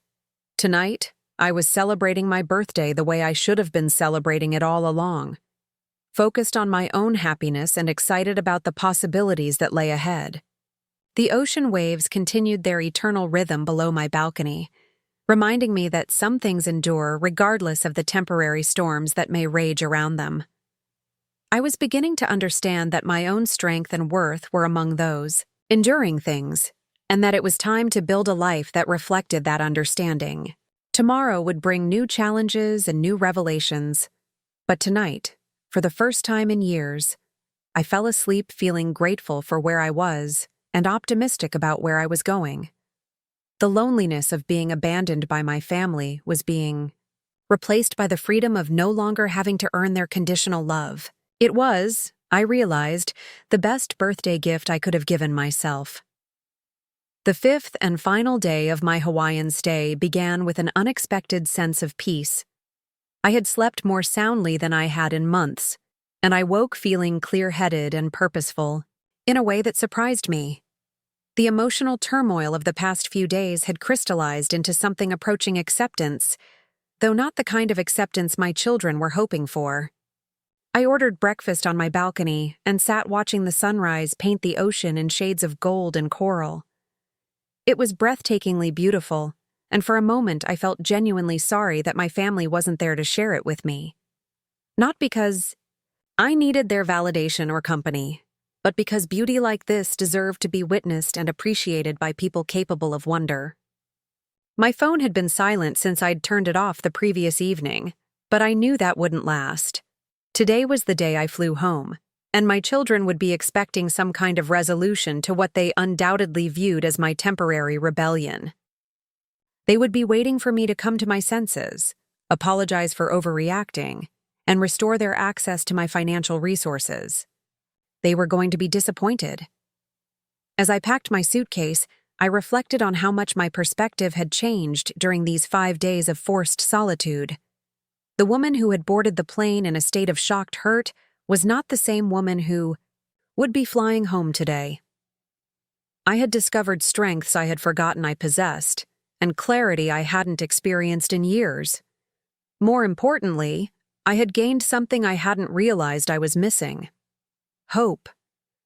Not hope that my relationships with my children would magically transform into something healthy and reciprocal, but hope that I could build a life based on my own values and surrounded by people who genuinely cared about my well-being. The flight home was uneventful, giving me several hours to prepare for what I knew would be a difficult period of implementation and enforcement. Marcus would have the legal documents ready for my signature. Catherine would have prepared the changes to my investment accounts and beneficiary designations.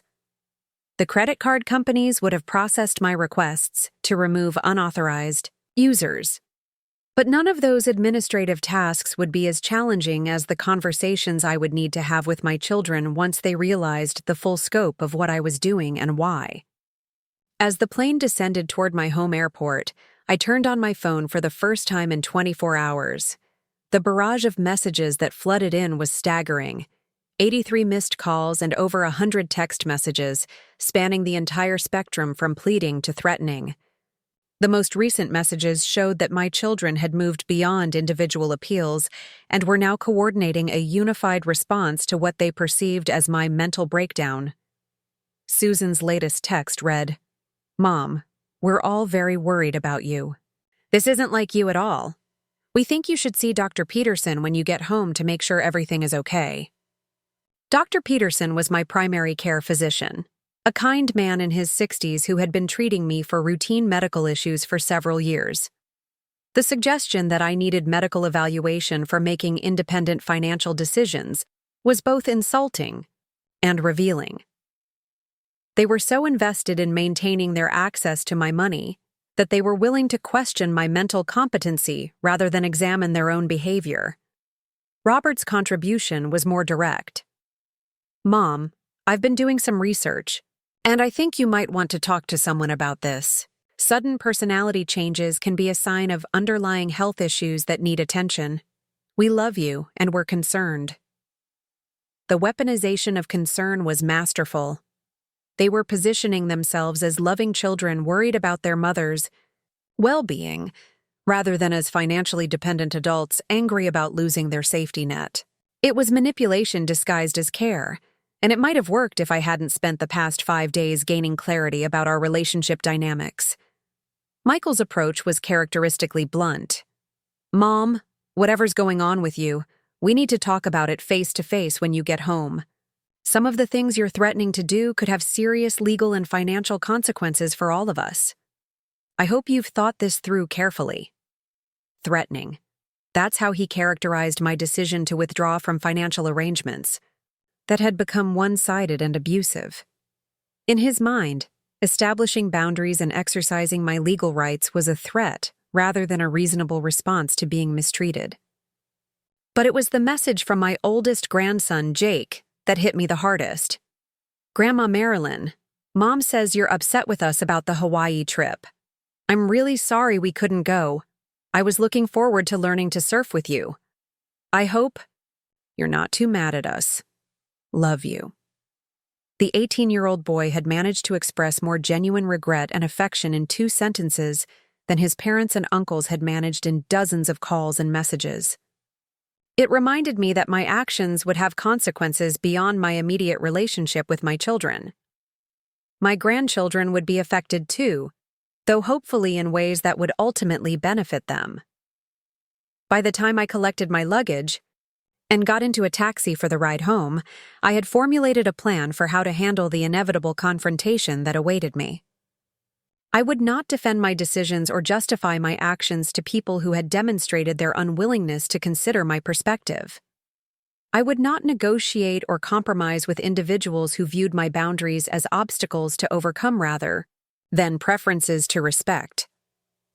Instead, I would simply implement the changes I had decided upon and allow my children to adjust to the new reality of dealing with me as an autonomous individual rather than as an automatic solution to their financial problems. My house felt different when I walked through the front door. It was the same physical space I had left 5 days earlier, but my relationship to it had changed. For years, it had felt like the headquarters of a family support operation, with me as the chief executive responsible for solving everyone's problems and funding everyone's dreams. Now, it felt like my home, a space where I could make decisions based on my own needs and preferences, where I could invest my time and energy in pursuits that brought me joy rather than obligation. The first thing I did was check my answering machine, which had recorded 37 messages during my absence. I listened to the first few, but they followed the same patterns as the texts and voicemails on my cell phone: manipulation disguised as concern, demands disguised as requests, and threats disguised as warnings about consequences. I deleted them all without listening to the rest. Whatever my children needed to say to me, they would have opportunities to say it in person. I was done being lectured and manipulated through electronic messages. The second thing I did was call Marcus to confirm that the legal documents were ready for my signature. He had worked with characteristic efficiency, and everything was prepared for a meeting the following morning. The loan acceleration notices would be sent via certified mail. The cosigner withdrawal requests would be processed within 48 hours, and the power of attorney revocations would take effect immediately upon signing. The third thing I did was call Catherine to finalize the changes to my investment accounts and estate planning documents. She had prepared everything as requested, though she continued to express concerns about the finality of some of the decisions I was making. "Marilyn," she said gently, "I want to make sure you've considered all the implications of these changes. Once you sign these documents, restoring your children as beneficiaries will require starting the entire process over again." "I understand," I replied. "Catherine, I've spent 75 years learning about people and relationships. The past 5 days have simply clarified what I already knew, but was afraid to acknowledge. My children have shown me exactly how they value our relationship, and I'm responding accordingly. I just want to be certain that you're not making permanent decisions based on temporary emotions." "These aren't temporary emotions, Catherine. This is the result of years of accumulated evidence about how my children view me and treat me. The Hawaii incident was just the final piece of data. I needed to accept reality. The fourth thing I did was pour myself a glass of wine and sit in my living room, preparing mentally for what I knew would be a difficult evening. My children would undoubtedly arrive soon, either individually or as a group, ready to deploy whatever strategies they thought might be effective in changing my mind. I didn't have to wait long. At 6:30, I heard cars pulling into my driveway, followed by the sound of multiple voices discussing strategy on my front porch. When the doorbell rang, I took a deep breath and opened the door to find all three of my children standing there with expressions that ranged from concerned to angry. "Mom," Susan said, stepping forward with her arms extended as if to embrace me. "We're so glad you're home safely. We've been worried sick about you." I stepped back, avoiding the embrace, and gestured for them to come inside. "I'm sure you have been. Please, have a seat in the living room." They filed in and arranged themselves on my furniture with the careful positioning of people preparing for a difficult negotiation. Robert and Michael sat on the couch, while Susan took the armchair closest to where I was standing. Their spouses had apparently been instructed to stay home, leaving the biological family to handle this intervention. "Mom," Robert began, "we need to talk about what's been happening since you left for Hawaii. We're all very concerned about some of the decisions you seem to be making." "What decisions are those, Robert?" "Well, for starters, the phone calls to banks and credit card companies, the threats to withdraw from loan agreements and cosigner arrangements, the refusal to help Susan with her car repair. This isn't like you at all. You're right, it's not like me. The me you're familiar with would have absorbed the emotional damage from being abandoned on my birthday and continued, providing financial support as if nothing had happened. The me you're talking to now has decided that pattern is no longer sustainable." "Mom," Susan interjected, "we didn't abandon you. We explained that money was tight and we couldn't afford the incidental expenses of the trip. You're making this sound much more dramatic than it actually was." "Susan, let me ask you something. If I had planned and paid for a vacation to celebrate your 75th birthday, and at the last minute I had decided I couldn't afford parking fees so I wasn't going, how would you feel?" "That's different." "How is it different?" "Well, you're more financially secure than we are. You can afford to absorb those kinds of disappointments."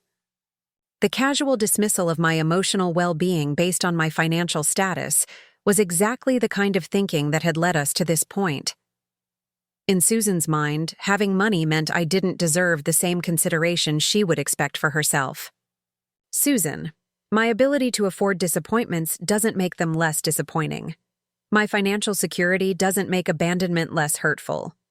"Mom," Michael said, "I think you're blowing this whole thing out of proportion. We made a difficult decision based on our financial circumstances. It wasn't personal, and it wasn't meant to hurt you." "It wasn't meant to hurt me. Michael, what did you think would happen when you all decided to abandon me at an airport on my 75th birthday? Did you think I would be happy about spending the celebration alone?" "We thought you'd understand our situation and be flexible about it." "Flexible. You thought I'd be flexible about being discarded when I became inconvenient for you." "That's not what happened, and you know it," Robert said, his voice rising with frustration. "We're facing real financial pressures, and we made a responsible decision not to take on expenses we couldn't afford." "Robert, you bought a $15,000 motorcycle 6 months ago. Susan redecorated her kitchen last year. Michael took his family to Disney World in the spring. But you couldn't afford the incidental expenses of a trip I was paying for." "Those were planned expenses that fit into our budgets," Susan said. "The Hawaii trip would have involved unpredictable costs that we couldn't control." "Unpredictable costs. Susan, we planned this trip for 8 months. We discussed the budget in detail multiple times. What costs were unpredictable?" The silence that followed was telling. They had no reasonable answer because their financial excuse had been exactly that. an excuse to avoid spending time with me without appearing ungrateful for the expensive gift I was offering. "Look, Mom," Robert said, "maybe we could have handled the communication better. Maybe we should have talked to you more about our concerns before making the decision. But that doesn't justify the nuclear option you're threatening now." "The nuclear option? Is that what you call me, withdrawing from financial arrangements that have become completely one-sided?" "Mom, you're talking about potentially destroying our financial lives over a misunderstanding about a vacation." "I'm not destroying anything, Robert.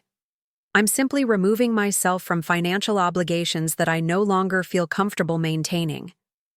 If your financial lives can't survive without my constant support, then perhaps you need to build more sustainable foundations."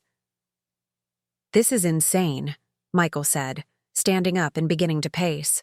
"Mom, I could lose my business if you withdraw your loan guarantees. Robert could lose his house if you don't co-sign his refinancing. Susan could face bankruptcy if you remove yourself from her credit arrangements. You're talking about ruining your children's lives because your feelings got hurt." The threat was clear. If I didn't restore their access to my financial resources, I would be responsible for whatever catastrophes befell them. It was emotional blackmail disguised as a statement of fact. "Michael, if your business can't survive without my personal guarantees, then it's not a viable business. If Robert can't qualify for a mortgage on his own merits, then perhaps he can't actually afford the house he's trying to buy. If Susan's financial life collapses without access to my credit, then she's been living beyond her means. You can't just abandon us like this," Susan said, tears beginning to form in her eyes. "We're your children. You raised us to depend on your support." "No, Susan. I raised you to be independent, responsible adults. Somewhere along the way, I enabled you to become financially dependent on me instead. That was my mistake, and I'm correcting it now." "By destroying our lives?" Robert asked. "By forcing you to build lives that don't require constant financial support from your elderly mother?" The conversation continued for another hour, with my children alternating between appeals to family loyalty, threats about consequences, and suggestions that I was suffering from some kind of mental deterioration that was affecting my judgment. They tried every manipulation technique they had learned over the years, but none of them worked because I had finally seen through the underlying dynamic. They didn't love me. They loved what I could do for them.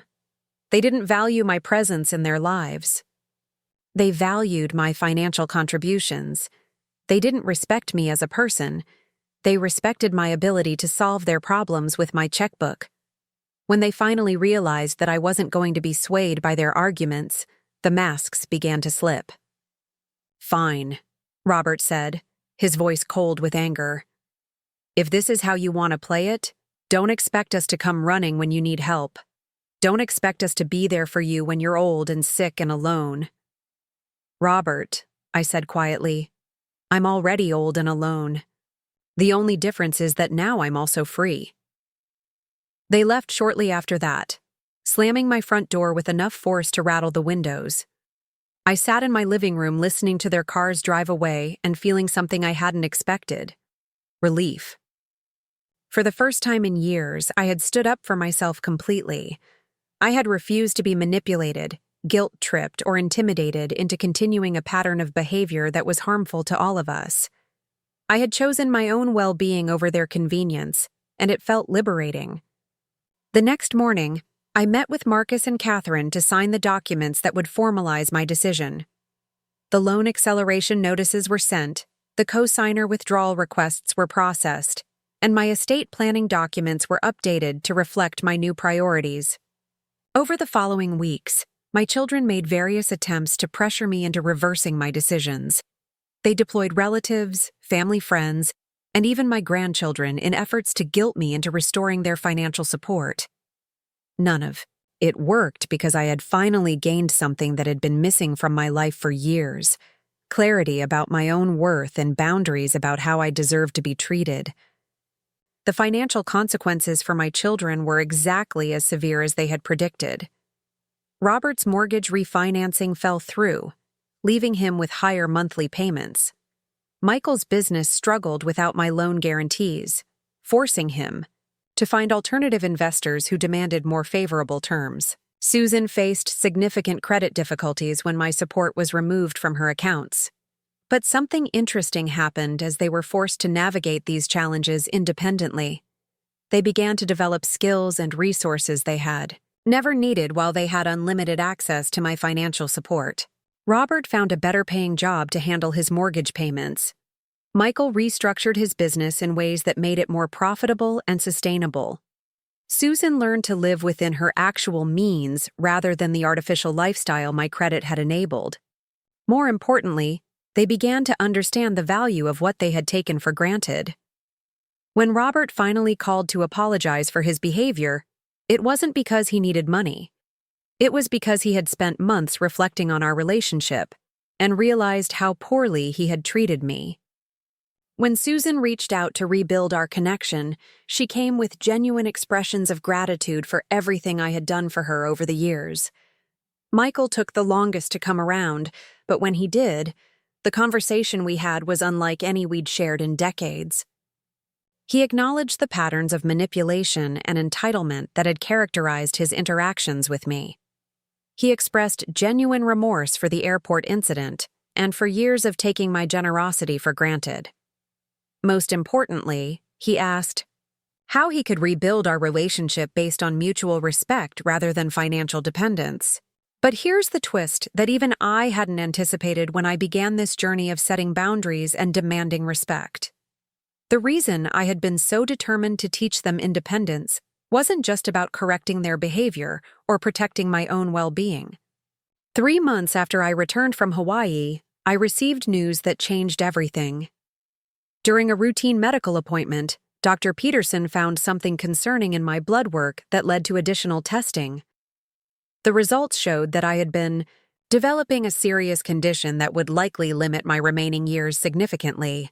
The diagnosis wasn't a death sentence, but it was a wake-up call about the finite nature of time and the importance of making the most of whatever years I had left. More crucially, it meant that my children were going to need to be genuinely independent much sooner than any of us had anticipated. If I had continued enabling their financial dependence, they would have been completely unprepared for the reality of managing their lives without my support. The harsh lessons I had forced them to learn during those difficult months after Hawaii had actually been the greatest gift I could have given them. The knowledge that they were capable of handling their own problems and building sustainable lives. When I told them about my diagnosis, their responses revealed how much our relationships had changed. Instead of immediately calculating how my illness might affect their financial situations, they focused on how they could support me emotionally and practically. Instead of viewing me as a resource to be managed, they saw me as a person they loved who was facing a difficult challenge. Robert took a leave of absence from work to help me navigate the medical system and accompany me to appointments. Susan organized a care schedule that ensured I would never be alone during treatment. Michael used his business skills to help me organize my affairs and plan for various scenarios. For the first time in years, I felt like I had the family relationships I had always wanted, connections based on genuine love and mutual support, rather than financial transactions and obligatory interactions. The birthday abandonment that had seemed like such a devastating betrayal had actually been the catalyst for transforming our entire family dynamic. By forcing me to confront the reality of how my children had been treating me, it had given me the motivation to make changes that ultimately benefited all of us. My 75th birthday had indeed been a gift, though not the kind I had originally planned. It had been the gift of clarity, courage, and the opportunity to build authentic relationships in whatever time I had remaining. As I write this, sitting in the same living room where I had confronted my children about their behavior, I'm surrounded by evidence of how much has changed. Instead of frantic calls asking for money, my phone rings with check-ins about my health and invitations to low-key activities we can enjoy together. Instead of feeling like a bank that never closes, I feel like a mother whose children genuinely value her presence in their lives. The woman who was abandoned at an airport on her birthday is not the same woman who sits here today. She was someone who had forgotten her own worth while trying to buy love from people who had learned to take that love for granted. I am someone who remembers that love, like respect, cannot be purchased.